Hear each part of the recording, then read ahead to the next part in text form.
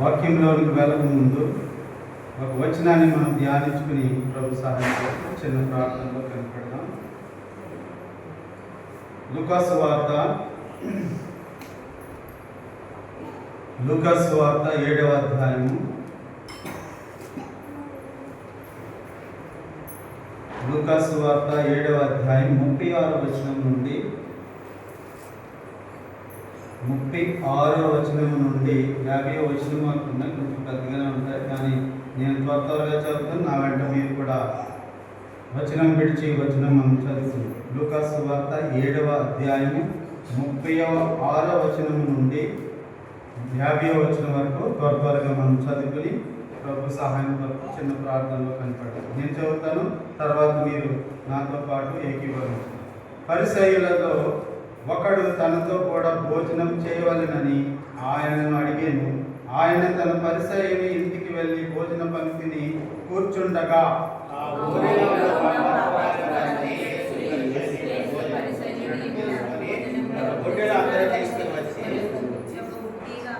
వెనుక తట్టు ఆయన పాదముల యొద్ద నిలువబడి ఏడ్చుచు కన్నీళ్లతో ఆయన పాదములను తుడిచి తన తల వెంట్రుకలతో తుడిచి ఆయన పాదములను ముద్దు పెట్టుకొని ఆ అత్తరు వాటికి పూసెను.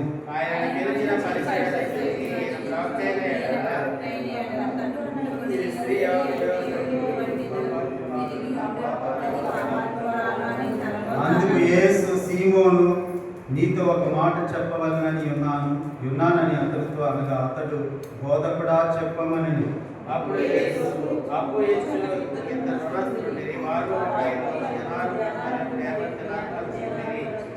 ఆ అప్పు తీర్చుటకు వారి వద్ద ఏమీ లేకపోయాను గనుక అతడు వారిద్దరిని క్షమించను. కాబట్టి వీరిలో ఎవడు అతనికి ఎక్కువగా ప్రేమించనో చెప్పమని అడిగాను.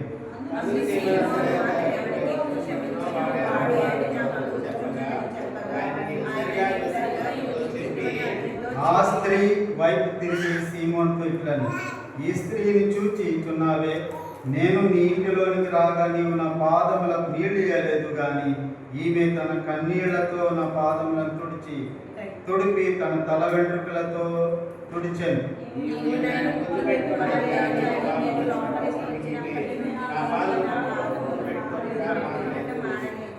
నీవు నూనెతో నా తల అంటలేదు, కానీ ఈమె నా పాదములకు అత్తరు పూసెను.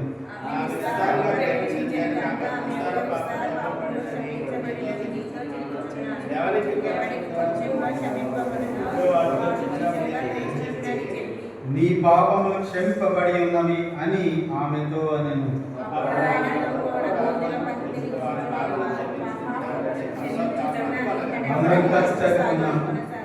అందుకు ఆయన, నీ విశ్వాసం నిన్ను రక్షించెను, చిన్న ప్రార్థన చేసుకుని వాక్యంలోకి వెళ్దాం. ప్రేమ నమ్మకం గల మా ప్రియ పరలోకపు తండ్రి, మీ ఘనమైన శ్రేష్టమైన దివ్యమైన నామమునకు స్తోత్రములు తండ్రి. నాని ఉదయ కాలం నుండి ఈ రాత్రి వేళ వరకు మమ్మల్ని కాచి కాపాడి భద్రపరిచి సజీవులుగా ఉంచినందుకు స్తోత్రం. ఈ సాయంత్రం వేళ ప్రభు మీ పాద సన్నిధికి వచ్చినాం. చదవబడినటువంటి లేఖన భాగములను ఒకసారి మేము జ్ఞాపకం చేసుకున్నాం తండ్రి. ప్రభు మీ చిత్తమైతే దీంట్లో ఉన్నటువంటి పరమార్థాలు మాకు నేర్పించమని, తద్వారాగా మా జీవితాలు మేము సరి చేసుకోవడానికి సహాయం చేయండి. ఆత్మీయార్థం నేర్చుకోవడం చాలా కష్టం తండ్రి. దేవా, నీ మాటలు మా నోటలో ఉండనివ్వండి. మీ ఆత్మ సహాయం మాతో ఉంచి దాని పరమార్థాన్ని మేము అర్థం చేసుకోవడానికి సహాయం చేయమని ప్రార్థిస్తున్నాం. ఈ ప్రాంతంలో ఎటువంటి దురాత్మలు, అంధకార శక్తులు ఉండకుండా మీరే బంధించి లయపరచమని వచ్చిన బిడ్డలలోకి వందనాలు తండ్రి. వారి హృదయాలను, వారి మనస్సులను సిద్ధపరచమని ప్రార్థన చేసి యేసునామములో అడిగి పెట్టుకున్నాం తండ్రి.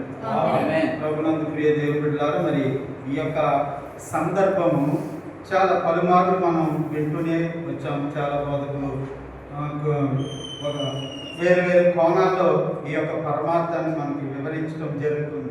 చాలాసార్లు మనం వినే ఉంటాం కదా, విన్నాం కదా, విన్నామా లేదా?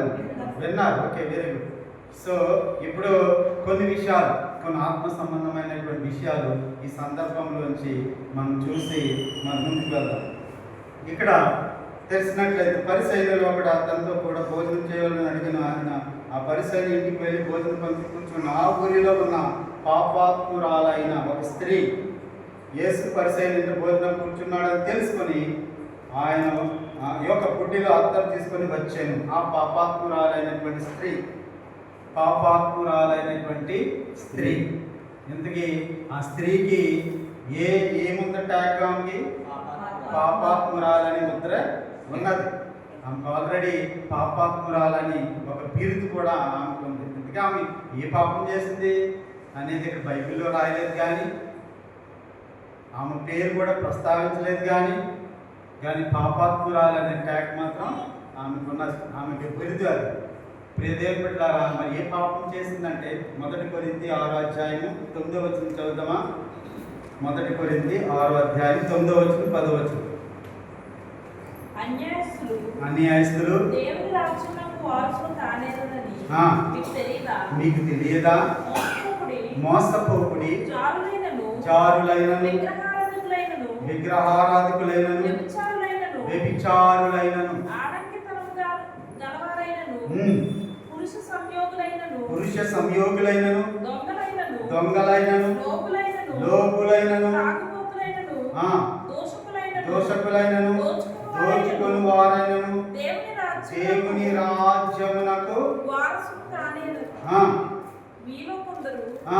అట్టివారైంటిని కానీ ప్రభువైన యేసుక్రీస్తు నామమున మన దేవుని ఆత్మ యందు మీరు కడగబడి పరిశుద్ధపరచబడిన వారై నీతిమంతులుగా చేర్చబడి. అంతే ఇక్కడ దేవుని బిడ్డలారా, ఏ పాపం చేసింది అనేది ఇక్కడ రాయబడలేదు, కానీ ఎవరైతే పాపాత్ములు అంటే ఇక్కడ మనకి చాలా విధాలైనటువంటి పాపాలను, దొంగలైన, లోపులైన, త్రాగుబోతులైన, దోషకులైన, దోచుకుని వారైన, పురుష సంయోగులైనను దేవుని రాజ్యమునకు వారసులు కానేరరు. అంటే ఖచ్చితంగా ఈమె ఏదో ఒక జాబితాలో ఉండే అవకాశం ఉంది. అది ఏ పాపం అనేది మనకి తెలియదు. దేవుని మనం కూడా ఖచ్చితంగా ఏదో ఒక జాబితాలో ఉండేవారంగానే ఉన్నాం. ఆ పాపాత్మురాలు యేసు దగ్గరకు వచ్చింది. పాపాత్మురాలని ఒక బిరుదు కూడా ఆమెకు ఉంది. ఖచ్చితంగా ఏదో ఒక పాపములో ఆమె మునిగి ఉన్నట్లుగా బైబిల్ చెప్తున్నటువంటి మాట. కానీ పాపాత్మురాలు దేవుని రాజ్యాన్ని వెళ్ళడానికి సాధ్యపడుతుందా? బైబిల్ చెప్తుంది సాధ్యము లేదు. సో మనం కూడా అందరం కూడా పాపాత్ములమే. ఇప్పుడు పాపాత్ములైనటువంటి మనము ఎవరి దగ్గరికి వచ్చాం? ఇప్పుడు దేవుని సన్నిధికి మనం వచ్చాం. ఆ పాపాత్మురాలు ఎలాగైతే వాక్యమై ఉన్నటువంటి దేవుని దగ్గరికి వెళ్ళిందో, మనం కూడా దేవుని సన్నిధిని ప్రేమించి మనం ఇక్కడికి వచ్చాం. అయితే ఈ పాపాత్ముల యొక్క కథ అంటే సందర్భం ఎందుకు రాయించాడు దేవుడు అనేది మనకు కావాలి. పాపాత్మురాలు మామూలుగా మాట్లాడుకుంటే మన ఇంటి ప్రక్కన, లేకపోతే మన బంధువులు, లేకపోతే మన సంఘంలోనే, లేకపోతే మనకు తెలిసినటువంటి స్నేహితులు కానీ ఎవరైనా పరిచయస్తులు ఎవరైనా ఉన్నట్లయితే, ఇతను పలానా అతను, ఇతను బ్యాడ్ క్యారెక్టర్, లేకపోతే ఆయన పద్ధతి నచ్చలేదు, లేకపోతే ఆయన ఆ కుటుంబం సరిగా లేదు అని చెప్పేసరికి మనకు ఎలా అనిపిస్తుంది? సహవాసం చేయాలనిపిస్తుందా? అనిపించదు. ఎందుకంటే ఆల్రెడీ వాళ్ళ ముందు ఏ ముద్ర ఉంది? ఇప్పుడు ఒక మంచి వారు కాదు, మంచి పేరు ప్రఖ్యాతలు కలిగినటువంటి వారు కాదు. అందుకే మనం కొద్దిగా దూరంగా ఉండటానికి ప్రయత్నం చేస్తాం. మరి ఇప్పుడు పాపాత్మురాలు మన ఊర్లో పాపాత్మురాలని ఒక ముద్ర వేసుకుని ఇప్పుడు ఎవరి దగ్గరికి వచ్చింది? దేవుని దగ్గరికి వచ్చింది. మరి ఎవరైనా ప్రేమిస్తారామని? ప్రేమించరు. ఎవరు కూడా ప్రేమించరు. ఎందుకంటే ఆ ఊర్లో ఆమె యొక్క పరిస్థితి ఏంటో, ఆమె యొక్క గుణ లక్షణాలు ఏంటో తెలిసిన వారు ఉంటారు కనుక ఎవరో ప్రేమించడానికి ఇష్టపడరు. అంతే కదండి. ఇప్పుడు మనకైనా ఎవరైనా స్నేహితులు కానీ బంధువులు, దగ్గర బంధువులు అయినప్పటికీ కొంత వాళ్ళు తేడాగా ఉన్నారనుకోండి, మనం ఏం చేస్తాం? కొంచెం దూరంగా ఉంటాం, ఏదో మాట్లాడుతూ ఉంటాం. కానీ దేవుని బిడ్డలుగా మనం ఏం చేయమన్నారు? దేవుడు అపహాస్యాలు కూర్చుండి చోట కూర్చోకూడదు. నీవు పాపులతో కలవకుండా నువ్వు ప్రత్యేకించుకోమని దేవుడే చెప్పాడు. అలాగని చెప్పి శత్రువులని చెప్పి మనం వాళ్ళని దూషించడం కాదు, కానీ మనం ప్రత్యేకించుకోవాలి. ఇప్పుడు యేసుక్రీస్తు ప్రభు కూడా ఆయన ప్రత్యేకించుకున్నాడు, పాపులతో కలవలేదు ఆయన.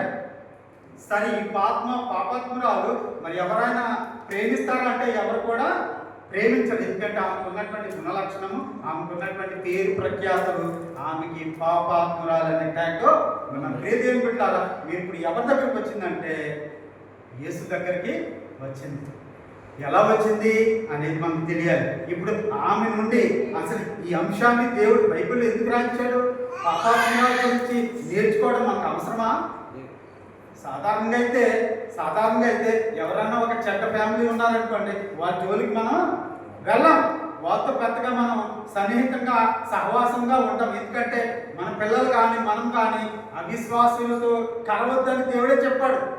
ఎందుకంటే వాళ్ళ యొక్క ఆచారాలు కానీ వాళ్ళ యొక్క పద్ధతులు కానీ ఒకవేళ మనకు కూడా వచ్చేస్తాయేమో, లేకపోతే మనం కూడా అటువంటి పద్ధతులకి ఆచారాలకు వెళ్ళిపోతామని కొంత భయం ఉంటుంది. ఇప్పుడు దేవుని బిడ్డలారా, ఇప్పుడు ఈ కథ లేకపోతే ఈ సందర్భం ఎందుకు రాయించాడు దేవుడు? ఇందులోంచి ఆత్మ సంబంధమైనటువంటి విషయాలు ఏమున్నాయి అని దేవుడు రాయించాడు అనేది మనకు తెలియాలి. అంటే ఈ పాపాత్మరాల యొక్క స్థితి ఏంటి, ఆమెలోంచి మనం ఏం నేర్చుకోవాలి ఆత్మీయంగా అనేది చాలా ప్రాముఖ్యమైనటువంటి విషయం. బైబిల్లో అనేకమైనటువంటి సంఘటనలు ఉన్నాయి. దేవుడు రాయించాడు ఇలాగా. కొంతమంది భక్తుల యొక్క చెడ్డ విషయాలు కూడా రాయించాడు, మంచి విషయాలు కూడా రాయించాడు. అలాగని చెప్పి రహస్యంగా ఉంచలేదు ఆయన. దావీదు తప్పు చేశాడంటే ఆ రహస్యాన్ని దాచి పెట్టలేదు, దేవుడు రాయించాడు. ఎందుకంటే ఆయన జీవితంలోంచి మనం కూడా నేర్చుకోవాల్సినటువంటి అవసరం ఎంతైనా ఉంది. ఆత్మీయ జీవితం అంటే మన వాక్యాన్ని చూసి మనకు ఉన్నటువంటిది ఏంటంటే వాక్యమే ఆధారం. భక్తుల జీవితాలు చూడాలి, అక్కడ దేవుడు రాయించినటువంటి ఉపమానములు చూడాలి. అనేకమైనటువంటి భక్తుల జీవితాలు రాయించాడు, వాటిలో మంచి విషయాలు రాయించాడు. కొంతమంది రహస్య పాపాలు కూడా దేవుడు సహించలేదు, రాయించాడు బైబిల్. ఎందుకంటే మనం చూసి అటువంటి స్థితికి మనము పోకూడదని, ఆత్మ సంబంధమైనటువంటి విషయాలు నేర్చుకోవాలనే ఉద్దేశంతో మన బైబిల్ కోణంలో చదవాలి.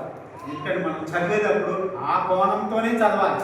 అందుకని ఇప్పుడు బైబిల్ చాలా మంది తప్పు పట్టడానికి సిద్ధంగా ఉన్నారు, చాలా మంది పడుతున్నారు కూడా. ఎందుకంటే బైబిల్లో తప్పులు ఉన్నాయి అని వెతకడానికి ప్రయత్నిస్తున్నాం. మరి మనం కూడా అదే స్థితిలో ఉండాలి, ఉండకూడదు. తప్పులు వెతుకుంటే స్థితి మనకి కలపడు. ఎందుకంటే దేవుడు రహస్యంగా ఏది ఉంచలేదు. పాపాలని రాయించాడు, నీతిమంతుల యొక్క భక్తి జీవితం కూడా రాయించాడు, ఆత్మ సంబంధమైన. ఇప్పుడు ఈ పాపాత్మరాల నుంచి మనం ఏం నేర్చుకోవాలనేది చాలా ప్రాముఖ్యమైన. నేను కొన్ని విషయాలు క్లుప్తంగా చూసి ముగిస్తాను, చూడండి.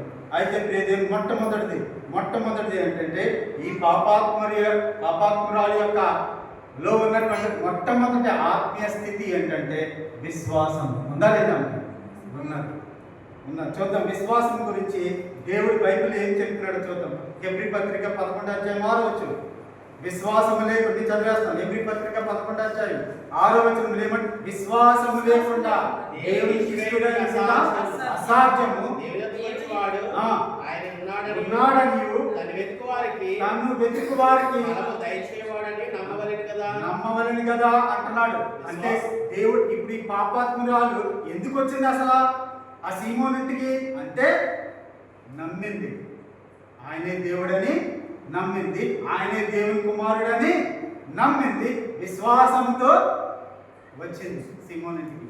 అంటే ఇక్కడ హెబ్రీ పత్రిక లేదు, విశ్వాసం లేకుండా దేవునికి ఇష్టడై ఉండుట అసాధ్యం. ఇప్పుడు మనం కూడా పాపాత్ములమే, మనం కూడా పాపులమే. కానీ ఎందుకు వచ్చాం దేవుని దగ్గరికి? ఒక విశ్వాసంతో నమ్మకంతో ఆయన దగ్గరికి వచ్చాం. ఎందుకంటే మనం పాపులుగా ఉండటం ఆయనకి ఇష్టము లేదు.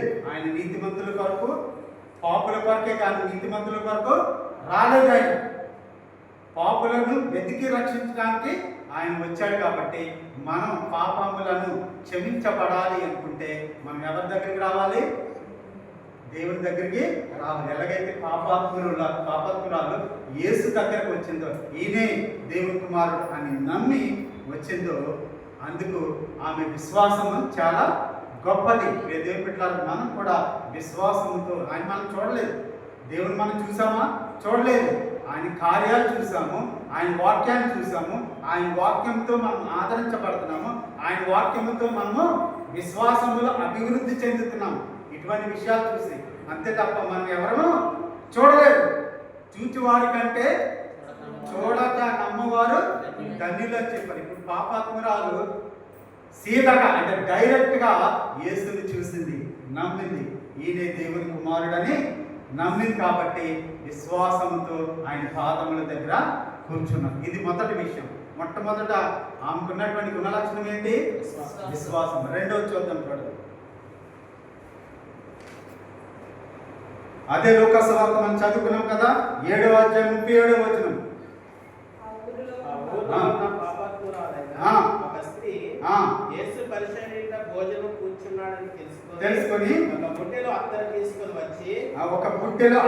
తీసుకొని వచ్చి వెనుకతట్టు ఆయన పాదముల యొద్ద నిలబడి ఏడ్చుచు కన్నీళ్లతో పాదములను తడిపి తన వెంట్రుకలతో తుడిచి ఆయన పాదములను ముద్దు పెట్టుకొని అత్తరు వాటిని పూసేను. అంటే ఆమె చేసినటువంటి కార్యం ఏంటంటే దేవుని ప్రేమించింది కాబట్టి ద లవ్ టువర్డ్స్ గాడ్, అంటే యేసుని ప్రేమించింది.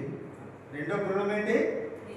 ప్రేమించింది. ఎవరు? దేవుణ్ణి ప్రేమించింది. ఆయన దేవుని కుమారుడు అని నమ్మింది, యేసుని ప్రేమించింది. చూద్దాం బైబిల్ ఏం చెప్తుంది యేసుని ప్రేమించే వారికి ఎలా ప్రేమించాలని. లూకాసు వార్త 10వ అధ్యాయం, అదే లూకాసు వార్త 10వ అధ్యాయం 27వ వచనం చదవండి. 27. అతడు నీ దేవుడైన ప్రభువును నీ పూర్ణ హృదయంతోను నీ పూర్ణ మనసుతోను పూర్ణ శక్తితోను పూర్ణ వివేకంతోను ప్రేమింపవలెనని ఇందువలే నీ పొరుగువారిని పూర్ణ మనసు పూర్ణ హృదయంతో పూర్ణ వివేచనతో ఆ పాపాత్మురాలు ప్రేమించిందా లేదా? యేసు దగ్గర ప్రేమించకపోతే ఆ బుడ్డిలో అత్తరు తీసుకొచ్చేదా? ఇప్పుడు రెండవ లక్షణం ఏంటిది? ఈ పాపాత్మురాలు ఉన్నటువంటి రెండవ గుణలక్షణం ఏంటి? యేసుని ప్రేమించింది కాబట్టి అంత ఖరీదైనటువంటి అత్తరు. బైబిల్ ఏం రాసిందంటే ఎన్ని సేర్లు అది? అత్తరు 300 దేనారములు, అంటే 160 రూపాయలు అంట. బైబిల్లో రాసిన మార్క్స్ వార్త 14:5లో ఉంటుంది.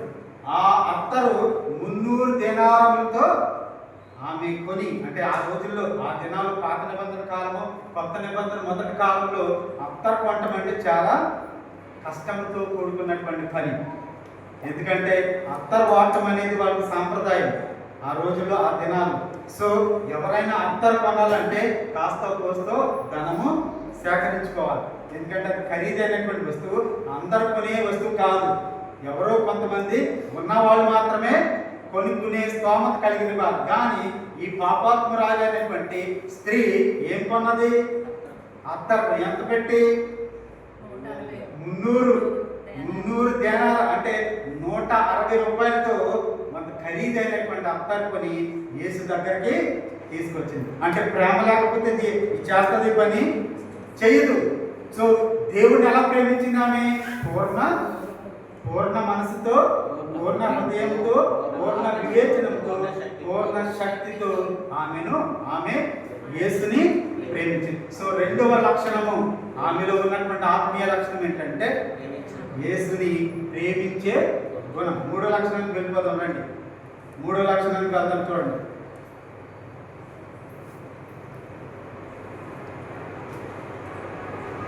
ప్రకటన గ్రంథం 3వ అధ్యాయం 20వ వచనం. ప్రకటన గ్రంథం 3వ అధ్యాయం 20వ వచనం. నేను కొంచెం త్వరగా వెళ్తున్నాను. ఇదిగో నేను తలుపునొద్ద నించుని తట్టుచున్నాను.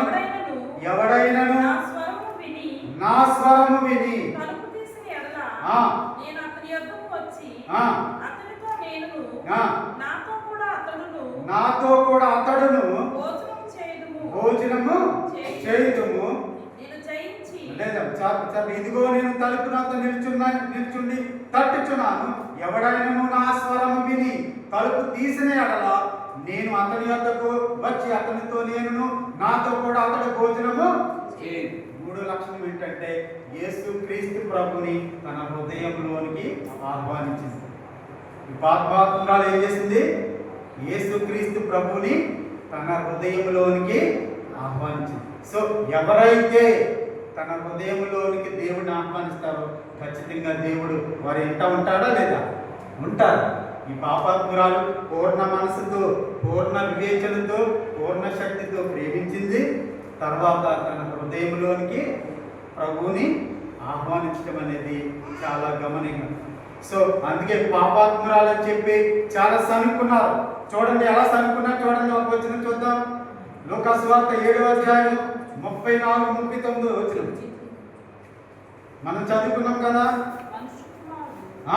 మనుష్య కుమారుడు తినుచు త్రాగుచు వచ్చి గనుక 7వ అధ్యాయం 39, 34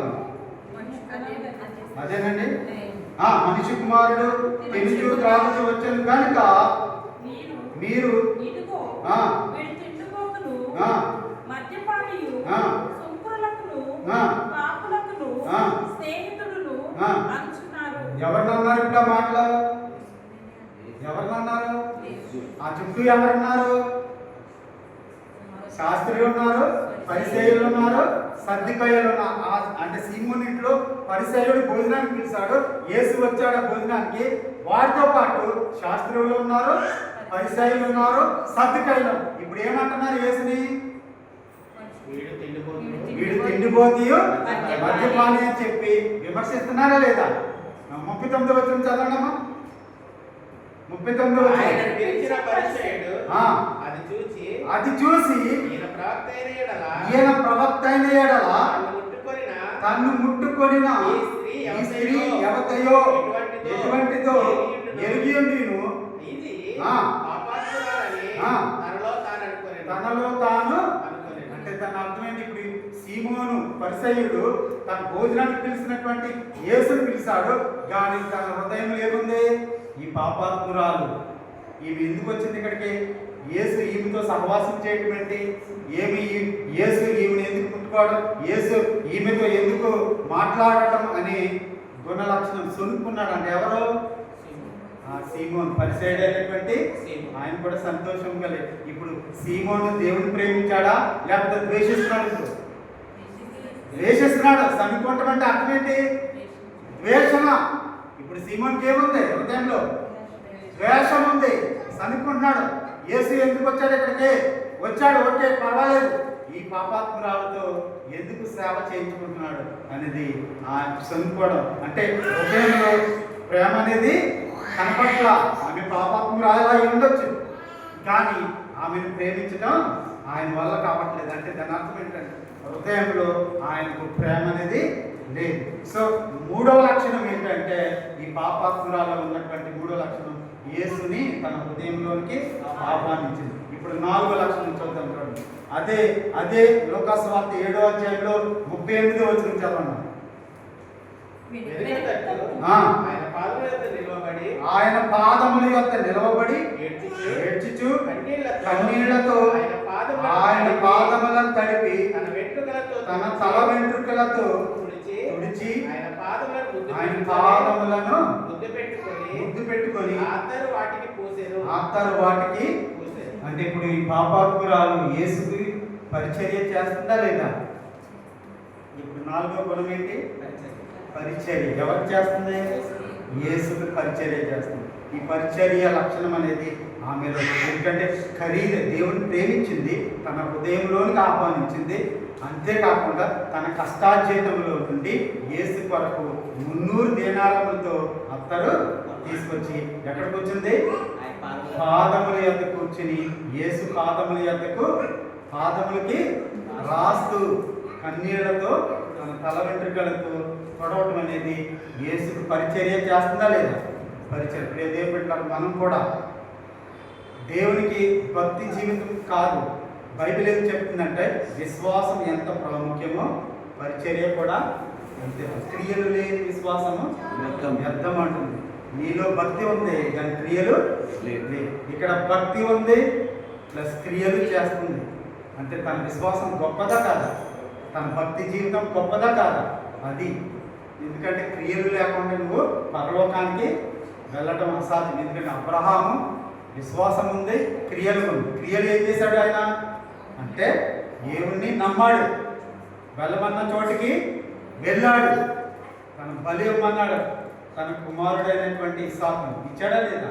ఇచ్చాడు. సో క్రియలు ఉన్నాయి, విశ్వాసము ఉంది. ఈ పాపాత్మరాలు యొక్క స్త్రీలో విశ్వాసం ఉంది, క్రియ కూడా అంటే పరిచర్య. ఈ పరిచర్య అక్కడ ఎవరైనా చేశారా? పరిచర్యలు ఉన్నారు, సద్దుకాయలు ఉన్నారు, సీమోను ఉన్నాడు. పరిచర్య చేశాడు, ఇప్పుడు చేయలేదు. కానీ స్త్రీ తన పాదముల యొక్క కూర్చుని దేవునికి పరిచర్య చేస్తుంది. ఇప్పుడు పరిచర్య చేసే వాళ్ళ గురించి దేవుడు ఏం చెప్తున్నాడు ఒకసారి చదువుతుంటాడు. ఎఫెసీ పత్రిక 6వ అధ్యాయము, ఎఫెసీ పత్రిక 6వ అధ్యాయం 7-8 వచనాలు. మనుషులకు చేసినట్టు కాక ప్రభువులకు చేసినట్టే ఇష్టపూర్వకంగా సేవ చేయండి. సంపూర్ణంగా మనుషులకు చేసినట్టు కాక ప్రభువునకు చేసినట్టు నట్టే ఇష్టపూర్వకంగా సేవ చేయుడి. దాసుడైనను స్వతంత్రుడైనను మీలో ప్రతివాడును ఏ సత్కార్యం చేయును దాని ఫలము పొందునని మీరెరుగుదురు. ఎందుకంటే ఈమె హృదయపూర్వకంగా పరిచర్య చేస్తుంది. బైబిల్ ఏం చెప్తుందంటే మనం కూడా ఇష్టపూర్వకంగా పరిచర్య చేయాలి దేవుని కొరకు. ఎందుకంటే విశ్వాసము భక్తి జీవితి అందరికీ ఉంటుంది, కానీ క్రియలకు వచ్చేసరికి క్రియలు కనపడడం మనలో చాలా తక్కువ మంది ఉంటారు క్రియలు చేసేవాళ్ళు. అటువంటి క్రియలు చేసేవాళ్ళు చాలా ప్రాముఖ్యం అని చెప్తున్నాడు. ఎందుకంటే అబ్రహాము నీతిమంతుడిగా ఎంచబడ్డాడు. దేనిని బట్టి అంటే విశ్వాసమును బట్టి, క్రియలను బట్టి. లాజరు పేదవాడైనటువంటి లాజరు క్రియలను బట్టి పరదేశికి అబ్రహాము రొమ్మున అంటుంటానికి కొనిపోబడ్డాడు. ఎందుకంటే తన క్రియలు బాగున్నాయి, తన భక్తి జీవితం బాగుంది. అందుకే దేవుడు క్రియలను చూస్తాడు. భక్తి జీవితం అందరికీ ఉంటుంది, కానీ క్రియలకు వచ్చేసరికి చాలా లోపం కనబడుతుంది. ఇప్పుడు క్రైస్తవులు ఇలాగే ఉన్నారు. భక్తి బాగుంది, భక్తి బాగానే ఉంది, అన్ని మీటింగ్కి వెళ్తున్నాం, కానీ క్రియలకు వచ్చేసరికి క్రియలు కనబడట్లేదు. ఆత్మ ఫలాలు వచ్చేసరికి కనబడట్లేదు. ఆత్మ ఫలాలు ప్రేమ, సంతోషము, సమాధానము, సాత్వికము, దయాళత్వము, మంచితనము, విశ్వాసము, ఆశ, నిగ్రహము, ఇవన్నీ కూడా ఆత్మ సంబంధమైనటువంటి ఫలాలు. ఈ ఫలాలు కావాలన్నాడు దేవుడు. సో 4వ లక్షణము ఈ స్త్రీలో కనబడుతుంది ఏంటంటే పరిచర్య చేసే గుణం. చూద్దాం 5 లక్షణం చూద్దాం. అదే 5వ లక్షణం ఏంటంటే వినయంతో తగ్గించి కొనుట. ఏంటది? చూద్దాం బైబిల్ ఏం చెప్తుంది తగ్గించుకొనుట. యాకోబు పత్రిక 4వ అధ్యాయం 10వ వచనం. యాకోబు పత్రిక 4వ అధ్యాయం 10వ వచనం. ప్రభు దృష్టికి మిమ్మల్ని మీరు తగ్గించుకొనుడి, అప్పుడు ఆయన మిమ్మల్ని హెచ్చించును. ఎందుకంటే మనం తగ్గించుకునే గుణం చాలా తక్కువ మంది కనబడతారు. పరిచర్య చేసుకునేటప్పుడు ఆమె ఎక్కడికి వచ్చింది? ఇప్పుడు ఆయన పాదముల యొక్క కూర్చుని ఆయనకి పరిచర్య చేస్తూ తాను తగ్గించుకుంటేనే దేవుడు ఒకానొక స్థితిలో మనల్ని హెచ్చిస్తాడు. దేవుడు అటువంటి ప్రాముఖ్యమైనటువంటి విషయం అది. ఆత్మ తగ్గింపు అనేది అందరికీ రాదది. ఆ తగ్గింపు గుణం అనేది చాలా తక్కువ మంది ప్రియదేవుడు. ఎందుకంటే వాళ్ళకు ఉన్నటువంటి పేరు ప్రఖ్యాతలు కానివ్వండి, వాళ్ళకు ఉన్నటువంటి హోదా, వాళ్ళకు ఉన్నటువంటి ఆస్తి, వాళ్ళకు ఉన్నటువంటి పలుకుబడి, ఇవన్నీ కూడా నేను తగ్గించుకునే వైపుకి తీసుకెళ్ళదు. ఎందుకంటే హెచ్చించుకునే గుణము ఉంటుంది. దేవుడు చెప్తున్నాడు ఏంటంటే తగ్గించుకునే గుణం. ఆమె పాపాత్మురాలు అయి ఉండొచ్చు, కానీ ఎక్కడ కూర్చుంది? ఆమె యేసు పాదముల యొక్క కూర్చుని ఆయనకు పరిచర్య చేసింది. ఎంత అదృష్టవంతురాలని! ఒక పాపాత్మురాలని ముద్ర వేయబడినటువంటి ఆ స్త్రీ ఒక తగ్గింపు హృదయంతో, తగ్గింపు ఉన్నటువంటి మనసుతో యేసు పాదముల యొక్క కూర్చొని ఆయనకు అత్తరు పూస్తూ, కన్నీళ్లతో తుడుస్తూ, ఆయనకు పాదములను ముద్దు పెట్టుకుని, పాదాలు ముద్దు పెట్టుకుంటాం మనము. చాలా కష్టంగా ఉంటుంది. ఎందుకు? మోకాళ్ళు వేసుకుని కూర్చోవడానికి కష్టంగా ఉంటుంది, లేకపోతే మోకాళ్ళ మీద ప్రార్థన చేయడమే కష్టంగా ఉంటుంది. ఎందుకంటే మంచి అర్థం నేను కాదనట్లేదు, కానీ మన మందిరాలు ఎక్కువగా మోకాళ్ళ మీద రావడం అనేది చాలా సహజం, మంచిదే. కానీ కొంతమంది ఈ తగ్గింపు అనే స్టేటస్, నాకు స్టేటస్ అని మనసులో ఉంటుంది. స్టేటస్, నా హోదా ఏంటి, నా స్థితి ఏంటి, నేనేంటి అనే, నేను ఏంటి అనే ఆలోచన మన మైండ్లో వస్తే కనుక నీ భక్తి జీవితం పడిపోతూ ఉంటుంది, ఇంకెదగనవదు. అటువంటి తగ్గింపు స్వభావం అనేది మనకి ఉండకూడదని ప్రభు చెప్తున్నట్టు ఏదో ఉంటారు. ఇక్కడ 5వ లక్షణం ఏం కనపడుతుంది? దానిలో మొట్టమొదటిది ఏంటి? విశ్వాసము. రెండవది ప్రేమించే గుణము. మూడవది హృదయంలోనికి ఆహ్వానించింది. 4వది పరిచర్య చేసింది. 5వది తగ్గింపు. ఇప్పుడు ఆలోచన లోకాసు వార్త అదే 7:44 ఆ స్త్రీ వైపు తిరిగి సీమోనుతో ఇట్లా ఈ స్త్రీని చూచుచున్నావే నేను నీ ఇంటిలోనికి రాగా నీవు నా పాదములకు నీళ్ళియలేదు గాని ఈమె తన కన్నీళ్లతో నా పాదములను తడిపి తన తల వెంట్రుకలతో తుడిచెను. ఇక్కడ ఏంటంటే కన్నీళ్లతో తడిపి తన తల వెంట్రుకలతో. కానీ సీమోను నీళ్ళు ఇచ్చాడా? ఇవ్వలేదు. కన్నీరు పక్కన పెట్టండి. కనీసం వచ్చినటువంటి అతిథి, ఎవరైనా వస్తే అతిథి మనం ఏమిస్తాం? మామూలుగా మనకు ఉన్నటువంటి సాంప్రదాయంలో అయ్యగారు మీరు దూరం నుంచి వచ్చి కొంచెం కాళ్ళు కడుక్కోమని చెప్తాం, మనకు ఉన్నటువంటి సాంప్రదాయం అది. కానీ ఇక్కడ సీమోను ఇంటికి ప్రభు అయినటువంటి యేసే రావడం విశేషం. ఇప్పుడు నీళ్ళు ఇచ్చాడా సీమోను? అది ఖచ్చితంగా చెప్పాడా లేదా? యేసు చెప్పాడు. ఇప్పుడు 5వ లక్షణం 6వ లక్షణం ఏంటంటే కన్నీళ్లు కార్చే లక్షణం ఉన్నాను. ఏంటది? కన్నీరు కార్చే లక్షణం. బైబిల్ ఏం చెప్తుందో చూద్దాం. కన్నీరు కార్చే లక్షణం కీర్తనలో 34వ అధ్యాయం, కీర్తనలో 34 17-18 కీర్తనలో నీతిమంతులు మొర్రపెట్టగా యెహోవా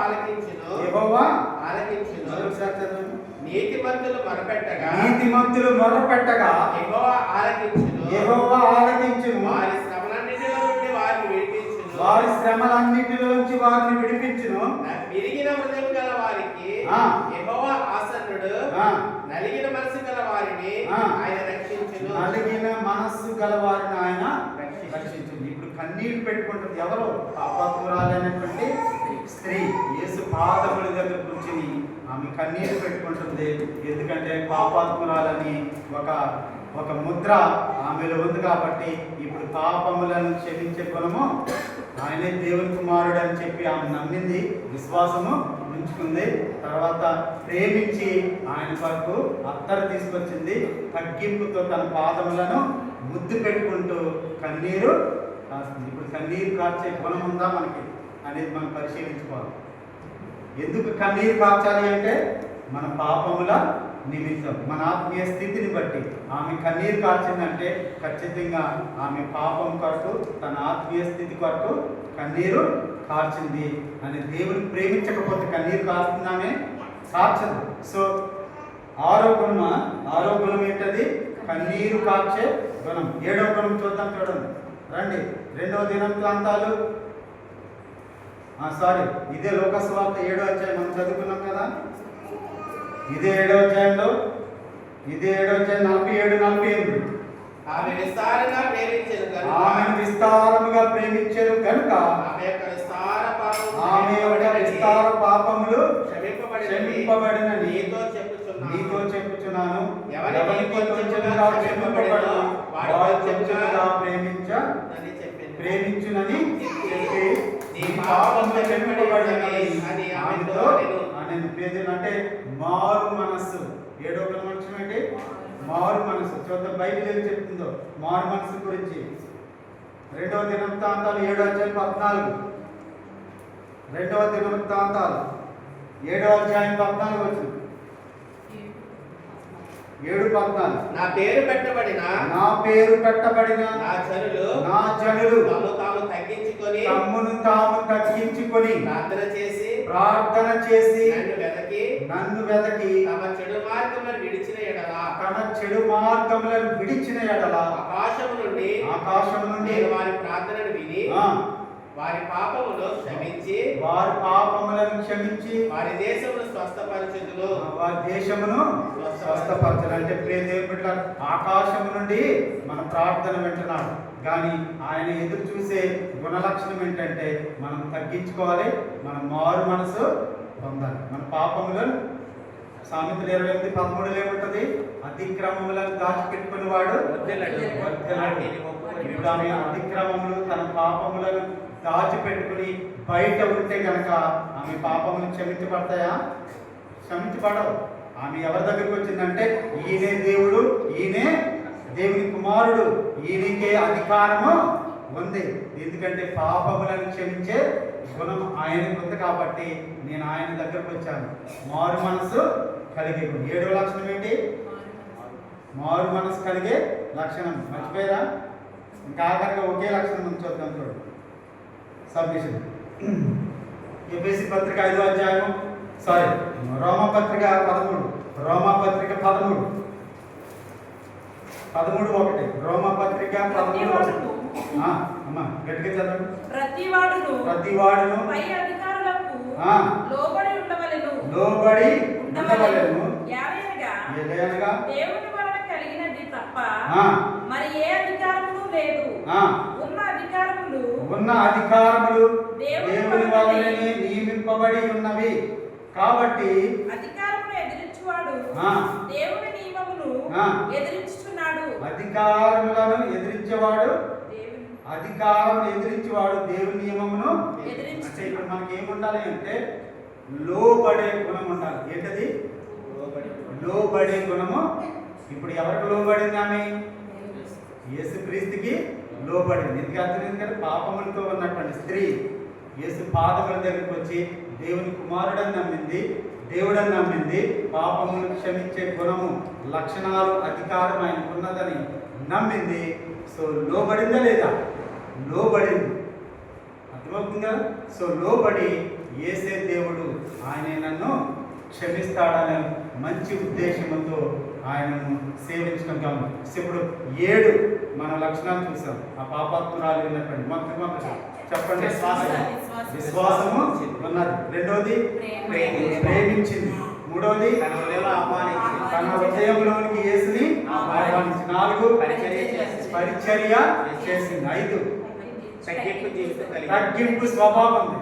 7 మారు మనసు. తర్వాత లోబడుట. 7 లక్షణాలు ఆమెలో ఉన్నాయి కాబట్టి తన పాపములను విస్తారముగా క్షమించబడ్డాయని యేసు చెప్పాడు. అమ్మ నీ పాపములు, ఆఖరి వచనం చూడమ్మా, నేను ముగిస్తాను. ఆఖరి వచనం చూడమని. అందుకాయన నీ విశ్వాసం నిన్ను రక్షించెను.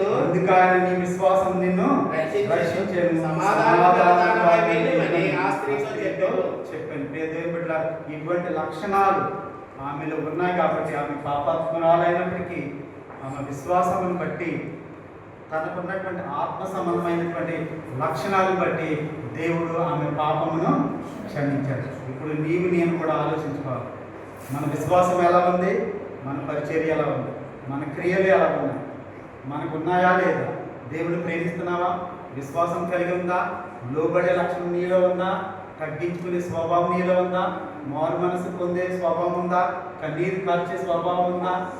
ఇవన్నీ మారు మనసు పొందే స్వభావం మనకు ఉండాలి. మనం పాపులమే. నేను పుట్టుకతోనే పాపులంగా పాపపు స్వభావంతో మనం ఉన్నాము. అయినప్పటికీ దేవుడు మనల్ని ప్రేమిస్తున్నాడు. నీవు నా దగ్గరికి రా, నేను నా యందు నిలిచి ఉండు, నేను నీ యందు నిలిచి ఉంటాను అని చెప్పినట్టు దేవుడు ఎలాగైతే ఈ పాపాత్మురాలు యొక్క పాపములు, విస్తారమైనటువంటి పాపములు క్షమించబడ్డాయో మన పాపములు కూడా దేవుడు క్షమించడానికి సిద్ధంగా ఉంది. కానీ మనకి ఏముండాలి అంటే ఆయనకు లోబడి ఉండాలి. ఆయనను మన దేవుని కుమారుడిగా, క్రీస్తుగా మన హృదయంలో చేర్చుకోవాలి. మనం ప్రేమించే వారిగా ఉంటే దేవుడు నిన్ను నన్ను దీవించి ఆశీర్వదించి నడిపించును గాక.